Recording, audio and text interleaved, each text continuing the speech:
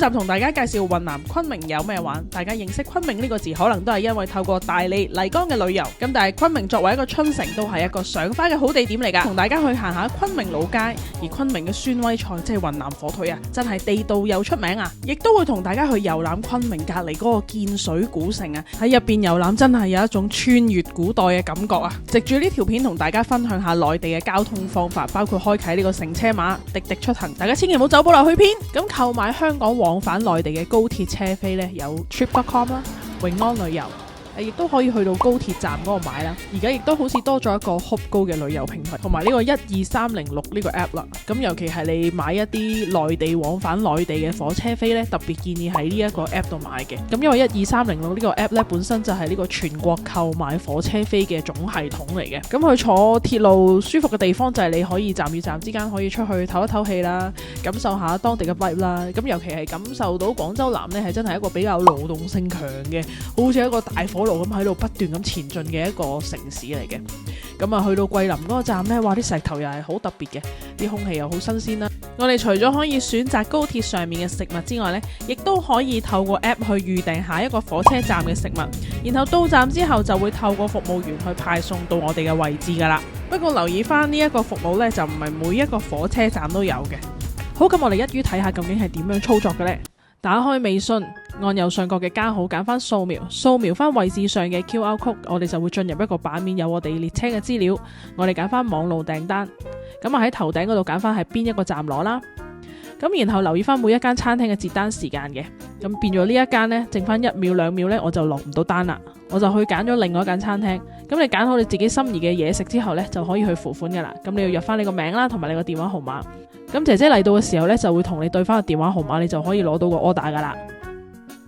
咁留意翻呢單亦都係會有運費收取嘅。不過最多人嘅用餐方法呢，就係自備杯麵啦，自己帶水啦，自己帶啲零食啦，咁啊度過嗰6至8個鐘啦。咁因為高鐵上面有熱水啦，不過提提大家最緊要自備餐具啊。咁高鐵上面亦都有啲叉電嘅方法嘅，咁大家都唔使驚自己嘅電器會冇電啦。話咁快就進入呢個昆明南站啦。搭完咁長途嘅車呢，帶大家返酒店休息下先，就介紹呢間喺永和廣場嘅全季酒店，都幾新嘅，衛生乾淨，臨近呢個林宇橋站。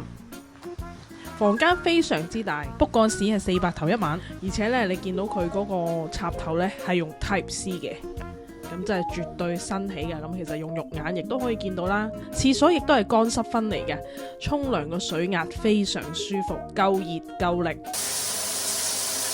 我相信好多女仔都應該試過私密處出現不適嘅問題，尤其喺呢個又熱又濕嘅天氣啦，私密處會出現呢個痕癢、灼痛同異味，真係好難受。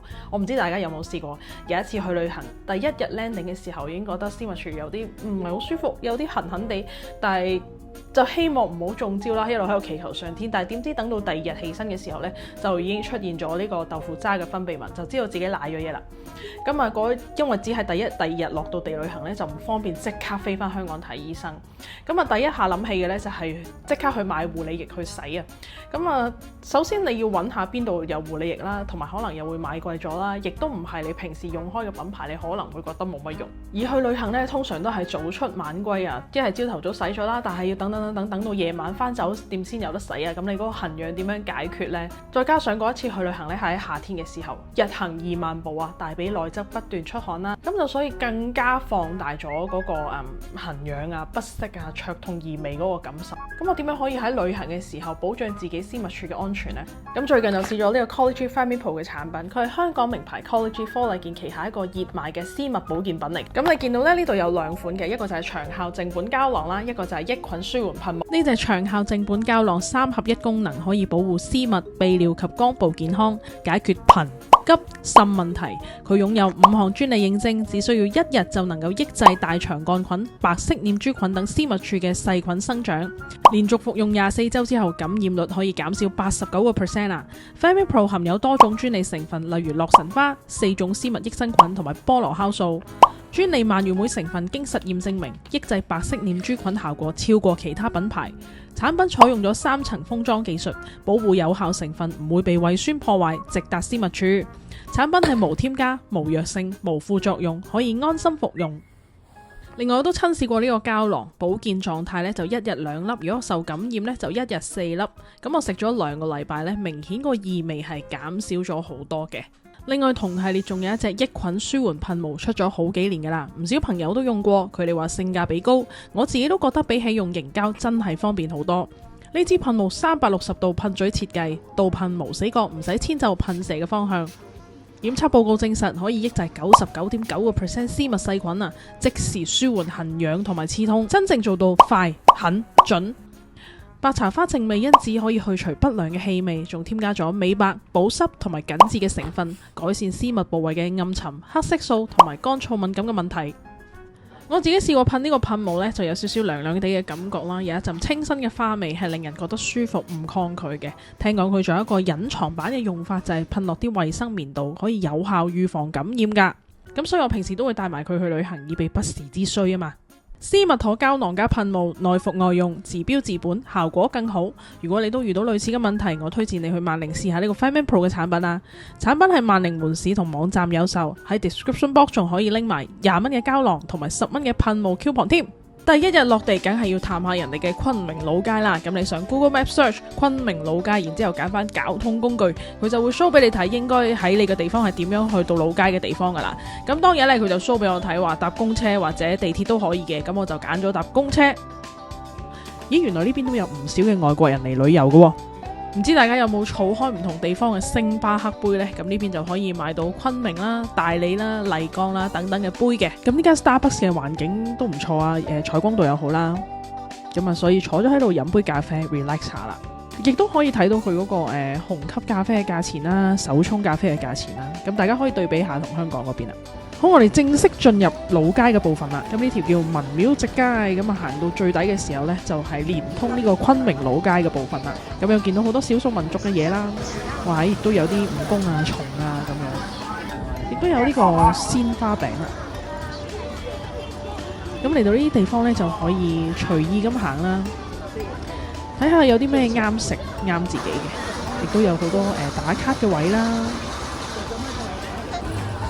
雲南嘅菇應該就好出名啦，因為周圍都會見到呢個吃菌的地方啊。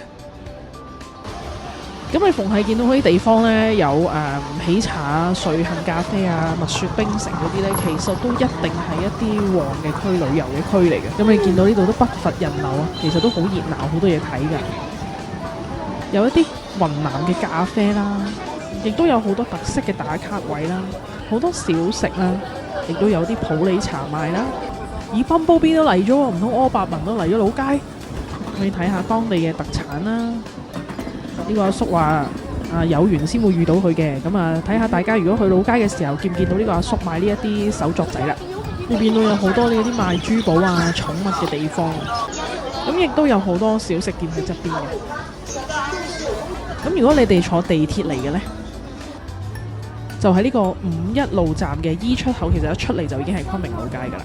喺內地坐車，如果你開通呢個搭車碼呢，其實係會方便好多嘅。咁你喺微信支付個版面去揀翻呢個搭車碼，然之後佢就會叫你入嗰啲港澳居民證嗰啲資料啦。咁你入完之後，佢就會審批啦。咁冇幾耐呢，你就可以有呢個開通呢個乘車碼噶啦。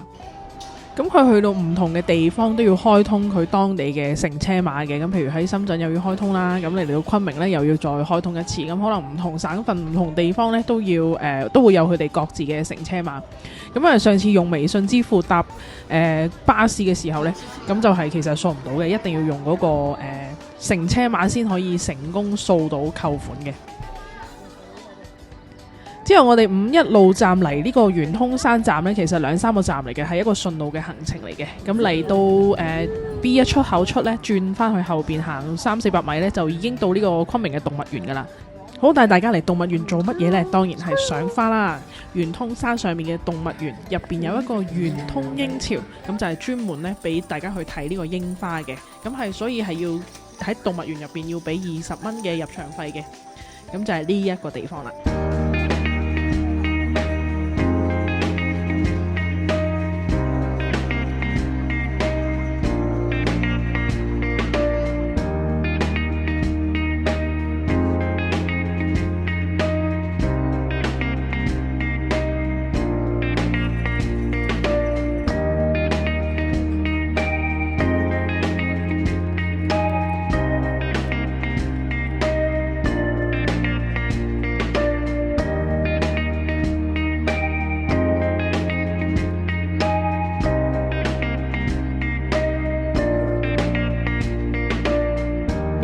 其實呢啲呢就並唔係櫻花嚟嘅，雖然佢嘅粉紅色好深色好出好靚啊，係呢度當地嘅花海棠花嚟嘅。咁喺昆明呢個地理位置上櫻嘅時間呢，通常都係3月頭嘅，咁所以你見到而家3月中尾嘅時間呢，呢啲就係佢嗰一刻櫻花嘅狀態啦，可能已經凋謝咗啦。咁昆明係有呢個春城之稱啦，亦都係一個賞花嘅好地方嚟嘅。3月頭開始就會有櫻花啦，跟住我哋可以去到睇埋海棠花啦，去到4月到5月嘅時候就可以睇埋呢個蘭花楹啊。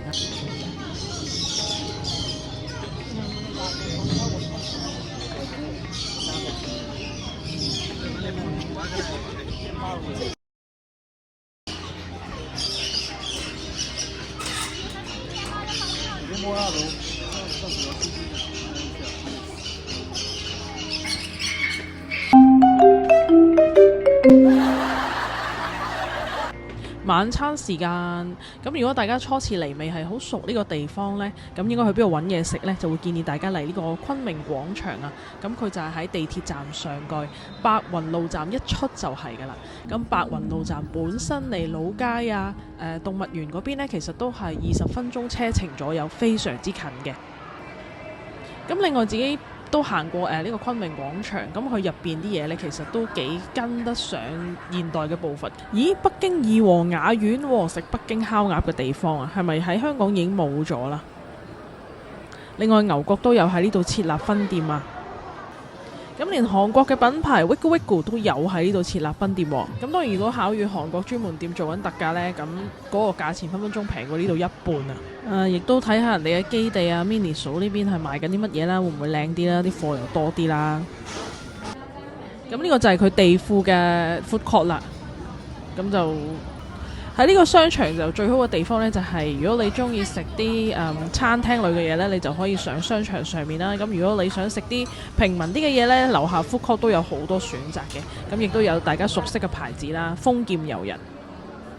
喺商場食完嘢之後，仲可以過隔離嘅超市行下，舒舒服服。David Good Morning， 今日同大家嚟呢個昆明嘅 M60 文化創意園啊！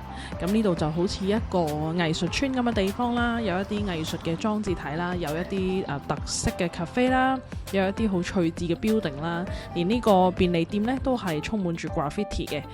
咁當然世界各地都有好多呢啲地方嘅，大家有冇會專登去呢？譬如去韓國嗰度有呢個壁畫村啦，外國有啲塗鴉牆啦。每次嚟到呢啲地方呢，都會覺得心靈受到滋養啊，仲可以欣賞下啲大哥喺度 jam 歌啊！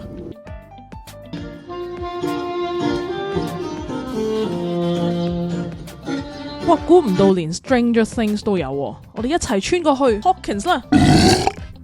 不過最吸引我呢，就係呢個接梯空間啊！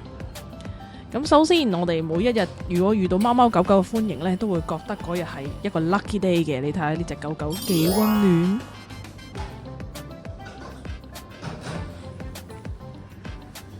好，我要開箱俾大家睇，點解俾呢個地方吸引你啦？呢個地方我睇到相，我覺得不得了啊，一定要嚟啊！咁呢度有個入口啊，寫住。咁就係話佢有個最低消費嘅，我當入去呢就係68蚊呢，消費滿68蚊就可以上去打卡噶啦。我就去咗唔同嘅角度去睇啦，去影啦。嚟到呢個地方呢，好似置身喺一個幾何殼入邊啊！嗰個美美嘅建築真係令我為之讚嘆。大家有冇畏高噶？咁我上到最頂嘅時候呢，其實咁樣望落嚟呢，已經有開始腳震啦。但係其實我本身係冇畏高嘅。咁因為越上呢，佢嘅空間就越狹窄，咁啊整翻好似呢個走廊之間嘅狹窄度嘅啫。咁再喺上面望落嚟呢，就會有一種少少微震嘅感覺啊！咁你從呢個走廊一路咁樣轉彎落去呢，就會發現嗰一種點線面嘅交替啊！哇！成個建築真係令我好喜愛。咁啊，亦都見到老闆點樣用晒佢啲空間呢，去成為佢自己嘅特色 cafe 啊！咁另外亦都反映咗喺一啲食物上面啦。呢一個山茶花冷萃咖啡呢，其實亦都幾好飲嘅。佢有一個中國嘅特色啦，嗰種花啦、花香啦，亦都有一個西方嘅特色冷萃咖啡。咁另外出面呢都有一個空間嘅，咁啊好通風好舒服嘅。咁點樣嚟 M60呢個地方呢？因為佢本身唔係近地鐵站嘅，咁所以都係用滴滴出行啦。咁滴滴出行嘅好處就係好似你半個鐘到45分鐘嘅車程呢，都係20零30蚊，非常之抵啊！有時10分鐘內嘅車程呢，甚至係幾蚊就已經搞掂啊！咁所以用滴滴出行呢，其實係好方便男女老幼啊。但聽講而家好似高德地圖打車呢，仲比呢個滴滴出行再平喎。咁你哋大家到時可以格下價啦。咁喺滴滴出行打車呢，你最緊要睇翻你自己嗰個位啦，有冇欄杆啦，係上到車噶啦。然後你睇下你嗰個大頭偏呢，係咪同你個定位幾乎一樣呢？咁你篤落去呢，佢就會 call 到車，仲可以睇到架車仲有幾耐嚟接你。咁同埋滴滴出行呢，佢係你揀咗個起點同終點之後呢，佢係會話埋個車費俾你聽，係一個固定嘅車費嚟嘅，所以大家係唔需要擔心話佢跳唔跳標嗰樣嘢。咁所以你係睇到個價錢之後先決定 call 車與否嘅。而滴滴出行呢，其實就喺微信支付版面入邊已經有噶啦。所以你如果睇深圳嗰條片呢，你開通咗呢個微信支付啦，同埋呢個eSIM 呢，你已經懂得基本旅遊。而睇埋呢條片用埋嗰個交通呢，你係基本上係全國旅遊都可以噶啦。跟住我哋滴滴出行嚟到翠湖呢個地方，你睇個湖幾靚幾舒服，個能量非常之好啊！如果你係想去一啲心曠神怡嘅地方，慢節奏慢慢行，有旅行嘅味道，亦都有一啲古色古香嘅味道呢，翠湖係必定適合你嘅。咁另外翠湖本身都係喺一個市中心嘅地方啦，佢係近圓通山啊動物園嗰邊嘅，咁你都可以連埋老街一齊行嘅。咁啊，睇下大家係點樣安排呢個行程啦。中你睇下佢啲風吹得幾舒服。咁因為翠湖個面積都幾大㗎，咁如果你慢慢行，諗個幾鐘都走唔甩嘅。我哋慢慢欣賞下翠湖呢個地方啊。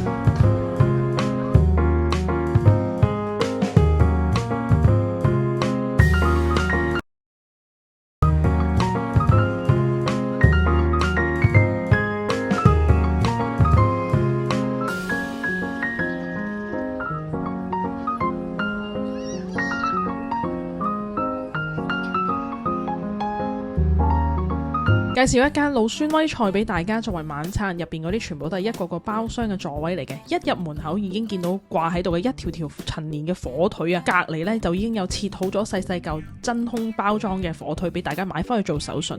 稍而欲步嚟到呢個廚房就係點菜嘅地方。咁老孫威菜呢係以雲南孫威火腿作為核心嘅傳統地方風味，以鹹鮮香為特色。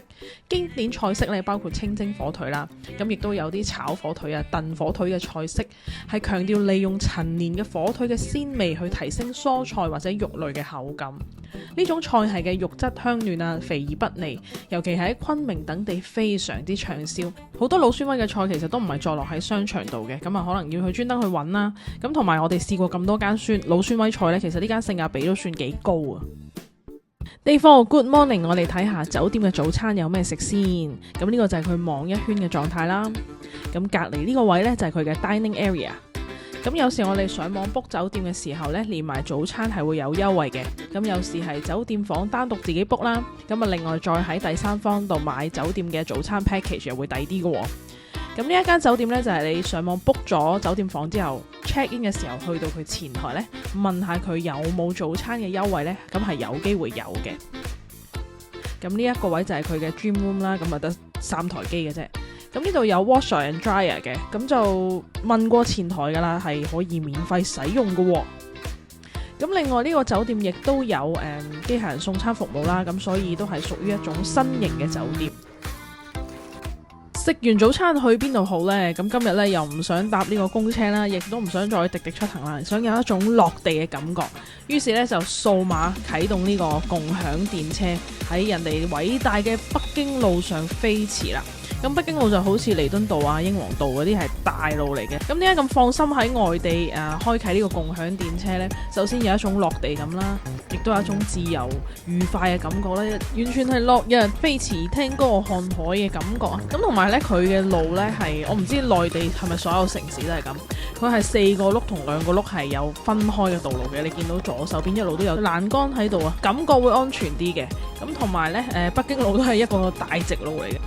如果大家係3、5知己啊2小口嚟旅遊呢，加埋呢個騎車體驗，應該都會幾過癮嘅。咁首先你唔使擔心租車方面啦，因為呢個共享電車係滿佈成個城市嘅，亦都唔需要擔心泊車問題啦。只要你見到嗰度有一堆顏色電車，你就可以泊埋去噶啦，亦都唔使擔心話揸死一個人，自己揸翻自己嗰架，自由性、自主度都非常之高嘅。騎電車嚟到萬象城啊，咁就參觀完之後就發覺佢都係一個值得嚟嘅商場嚟嘅。咁繼昆明廣場之後，佢係第2個值得嚟嘅商場。點解呢？因為佢呢個海鮮自助餐啊，係168蚊一位啊。咁啊喺之前去深圳嗰條片都介紹過啦，嗰個海鮮自助餐呢都要200零300蚊人仔嘅。咁呢一度只需要168蚊，咁啊唔怪得大把人就話深圳嘅經濟起飛啦，啲物價越嚟越貴啊，越嚟越接近香港啊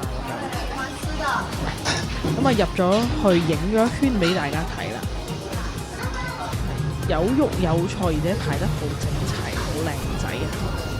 咁佢全日都係呢一個168蚊嘅話。咁大家要唔要嚟食呢？就可以自己考慮一下，因為始終昆明出名嘅嘢都唔係海鮮嘅。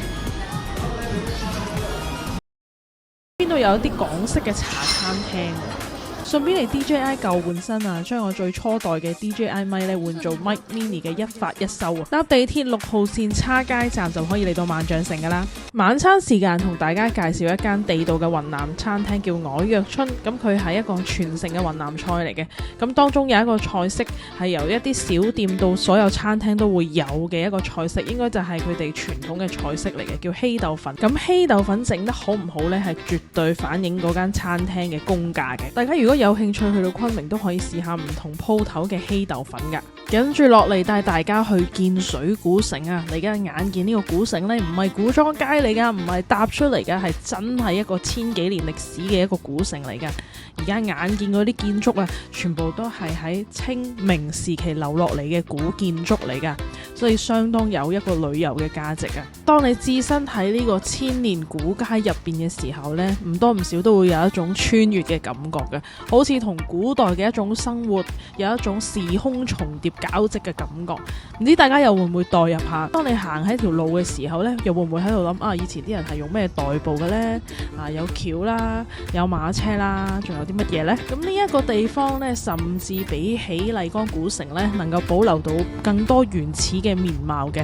咁當見到一啲咁大座嘅建築物嘅時候，我就不期然會想起，咦，呢個係咪嗰啲青樓女子樓嘅青樓地方呢？咁順豐哥哥喺度穿梭嘅時候，係咪古代嗰陣時驛站嘅人員嚟嘅呢？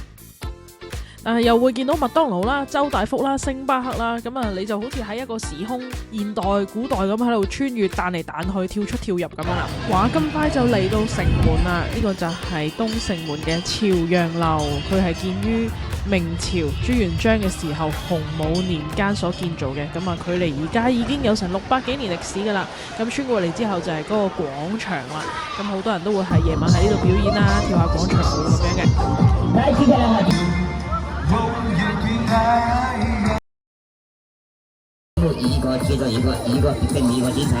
咁如果大家想過嚟呢個建水古城呢，係要從昆明坐2個零鐘嘅高鐵嚟到呢一邊嘅。咁去個古城主街就係喺臨安路。